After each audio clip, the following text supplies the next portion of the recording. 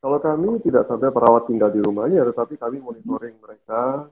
Jadi kami mengunjungi secara berkala ke Oke. pasien-pasien itu, kemudian memantau bersama. Kami juga menggerakkan atau membentuk relawan-relawan paliatif.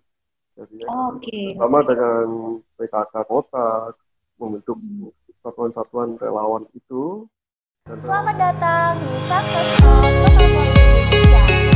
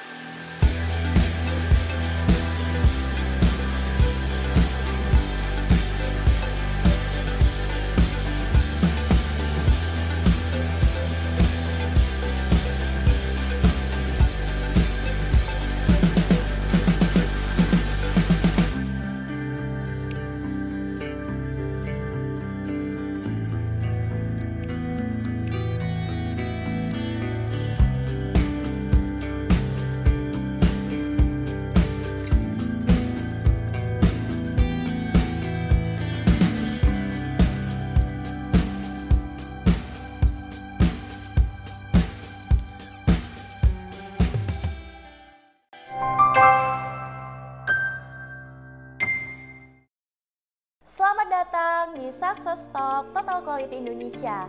Hari ini kita senang sekali bisa kembali hadir menyapa teman-teman semua untuk membagikan cerita-cerita dan juga pengalaman yang sangat menginspirasi bagi kita semua. Nah, teman-teman semua, kali ini kita akan kembali mendengarkan sharing yang luar biasa dari narasumber-narasumber hebat kita. Kalau biasanya kita mendengarkan sharing dari owner atau direktur dari sebuah perusahaan, kali ini secara spesial kita akan sharing secara langsung dengan narasumber kita dari dunia kesehatan. Tetapi sebelum kita mendengarkan sharingnya, saya ingin mengingatkan semua, bagi yang belum follow Instagram dari Total Quality, silakan ya di follow Instagram kami di @totalquality.id ya, dan juga ikuti terus keseruan kami di YouTube Total Quality Indonesia, dan jangan lewatkan sesi-sesi yang sangat positif yang ada di YouTube ya. Nah, langsung saja kita akan sapa langsung bersama-sama ya narasumber kita. Sosok ini tergabung sebagai pembina Yayasan El Sadai Sejahtera Indonesia dan saat ini menjabat sebagai direktur dari Rumah Sakit Baptis Batu. Siapakah beliau?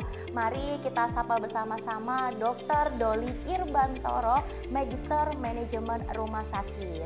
Selamat sore Dr. Doli. Selamat sore. Iya, iya, senang sekali ya. Kami dari Total Quality ya memiliki kesempatan bisa berbincang-bincang secara langsung dengan Dr. Doli ya. Ini satu-satunya narasumber dari dunia kesehatan yang berhasil kita wawancarai nih, Dok. Terima kasih sudah dipercaya. Iya. Kalau biasanya kan kita banyak mendengar sharing-sharing dari owner-owner perusahaan ya, Dok, direktur-direktur. Nah, kali ini spesial, episode spesial malam ini ya, direktur dari Rumah Sakit Baptis Batu. Oke, dokter, sebelum saya pengen dengar sharing lebih dalam ya, mungkin yang pertama ini kita mau membahas lebih dulu tentang Rumah Sakit Baptis Batu sedikit saja, boleh ya Dok ya? Boleh, ya. Boleh ya. Oke. Dokter Doli, ini kan Rumah Sakit Baptis ini kan termasuk ke dalam Yayasan Rumah Sakit Baptis, betul ya Dok ya? Ya, betul. Yayasan Rumah Sakit Baptis Indonesia, YRBI namanya. Ya.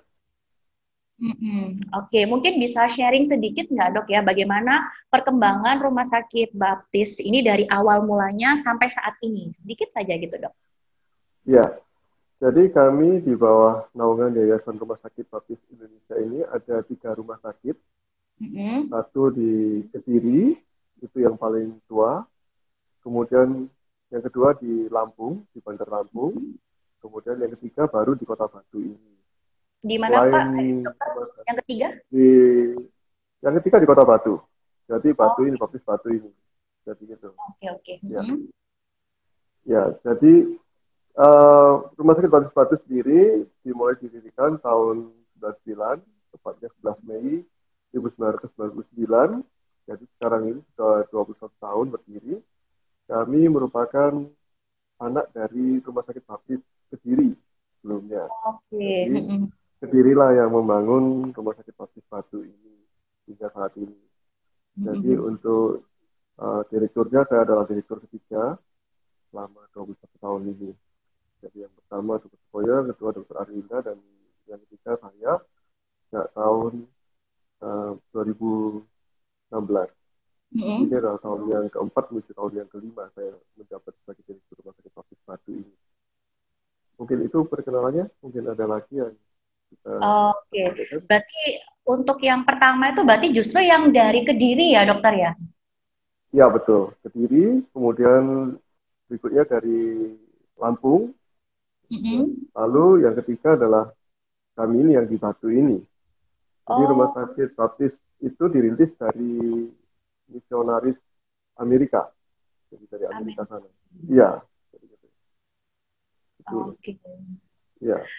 Ya, nah lalu dokter ya, kira-kira nih apa sih yang membedakan Rumah Sakit Baptis Batu ini dengan rumah sakit lainnya dokter? Dikhususkan ya, misalnya khususnya di area Malang, Batu, sekitarnya, seperti itu. Untuk di kami, terutama di Kota Batu sendiri, kami ada perbedaan yang sangat mencolok bahwa kami adalah rumah sakit keagamaan. Dalam dalam pelayanannya mengandalkan spiritualitas, bukan agama ya. Kami menerima semua berbagai agama di tempat kami, tapi kami lebih ke arah spiritualitasnya. Jadi kami mendukung penyembuhan melalui spiritualitas juga, meningkatkan pendekatan-pendekatan spiritualitas pada pasien-pasien. Kemudian karena kami juga didirikan dari Amerika sana, ada yang membedakan dengan pelayanan kami. Kalau orang-orang mengatakan caring-nya, terutama care-nya terhadap pasien lebih dibandingkan dengan rumah sakit lain. Kemudian dari segi pelayanan kami yang kami unggulkan adalah rehab medik kami, terutama juga pelayanan yang berhubungan dengan rehab medik adalah saraf. Selain itu juga kami punya pelayanan yang semi social responsibility (CSR). Jadi kami melakukan pelayanan paliatif. Paliatif itu apa? Pelayanan di mana pasien-pasien yang sudah didiagnosis sebagai penyakit yang terminal, contohnya kanker stadium akhir, stroke, gagal ginjal, dan sebagainya, itu kami punya pelayanan yang home care, mengunjungi ke rumah-rumah. Home care ya? Iya, home care. Jadi kami mengunjungi pasien-pasien itu yang dirawat di rumah-rumah. Jadi, itu ada juga ya berarti dokter ya? Ada. Sudah lama atau baru ada tahun-tahun ini, Dok? Sudah lama, sejak periode direktur sebelumnya, ya kira-kira kita sudah berjalan 10 tahun lebih ya, 10 tahunan ya untuk itu. Jadi paliatif itu di Jawa Timur yang paling besar ada di Surabaya, kemudian nomor 2 di kami di Kota Batu. Dan ini juga mendapat support dari Ibu Wali Kota langsung bahwa ini sebagai pelayanan rumah sakit yang bisa dikatakan hospital without wall. Jadi tanpa dinding gitu, jadi kita bisa masuk ke masyarakat untuk pelayanan rumah sakit itu. Ya, itu mungkin yang kita. Berarti ini dokter itu sama berarti ya seperti program atau layanan unggulan ya dok ya yang ada di rumah sakit Baptis Batu kayak gitu ya dok. Iya, betul. Menarik sekali dok ya yang masalah home care ini ya. Kalau setahu saya di Surabaya ini baru yang saya tahu ya dok ya ada satu rumah sakit itu di daerah Surabaya Barat itu juga menangani seperti home care seperti itu ya. Jadi kita bisa mengunjungi atau bahkan perawat itu bisa tinggal di sana seperti itu dok ya. Kalau di Baptis Batu sendiri bagaimana dok? Kalau kami tidak sampai perawat tinggal di rumahnya, tetapi kami monitoring mereka. Jadi kami mengunjungi secara berkala ke pasien-pasien itu, kemudian memantau bersama. Kami juga menggerakkan atau membentuk relawan-relawan paliatif. Jadi bersama dengan PKK Kota, membentuk satuan-satuan relawan itu, dan relawan-relawan itu kami didik, kami bimbing bagaimana cara merawat orang sakit sebatas sebagai orang awam. Orang awam menolong orang awam, ada batasan-batasannya, memang dalam pelatihannya ada itu. Dari situ kita bisa memantau perubahan-perubahan atau perkembangan dari pasien-pasien yang kami rawat secara home care itu. Bila ada kegawat daruratan, mereka segera menghubungi kami secara 24 jam, biasanya kita kunjungi sewaktu-waktu untuk kami berikan pertolongan. Bila perlu kami berikan fasilitas ambulan untuk menuju rumah sakit kami, untuk kami rawat berikutnya. Bila kami karena ada perbatasan suatu hal, bisa kami rujuk ke rumah sakit lain juga dengan fasilitas dari rumah sakit Baptis Batu. Itu yang mungkin menjadi andalan di Kota Batu. Tapi kalau untuk home care ini dok, kalau di Malang sendiri apakah baru rumah sakit Baptis Batu atau ada rumah sakit lain dok? Kalau di Malang sendiri mungkin ada, saya sendiri kurang tahu untuk itu, tetapi untuk khusus untuk paliatif rasanya baru rumah sakit Baptis Batu yang ada. Oke. Itu ya dok ya yang membedakan rumah sakit Baptis Batu dengan rumah sakit lainnya seperti itu ya dok ya? Iya betul. Oke, mungkin terakhir dok ya, bagaimana sih dokter Doli ini melihat perkembangan atau kemajuan rumah sakit Baptis ini ke depan? Seperti mungkin ada program-program baru yang ingin dokter Doli canangkan di rumah sakit ini, masih proses atau seperti apa ini dok? Ya, kalau saya melihat memang setiap perusahaan pasti berkembang ya. Terus dikembangkan untuk pelayanan, lebih lagi kalau kami di rumah sakit pelayanan masyarakat. Jadi kami terus mengembangkan, terus melengkapi jumlah dokternya, spesialisnya, apalagi di peraturan baru pemerintah bahwa kelas rumah sakit itu hanya ditetapkan melalui jumlah bednya saja. Saat ini kami tipe C, jadi jumlah bed kami adalah 100, atau jumlah titik tempat tidur kami adalah 107. Jadi tipe C itu minimal 100. Nah, kami ingin melengkapi dengan berbagai macam spesialis sesuai yang dibutuhkan oleh masyarakat. Apalagi dengan peraturan baru, semua spesialis bisa masuk ke segala kelas rumah sakit.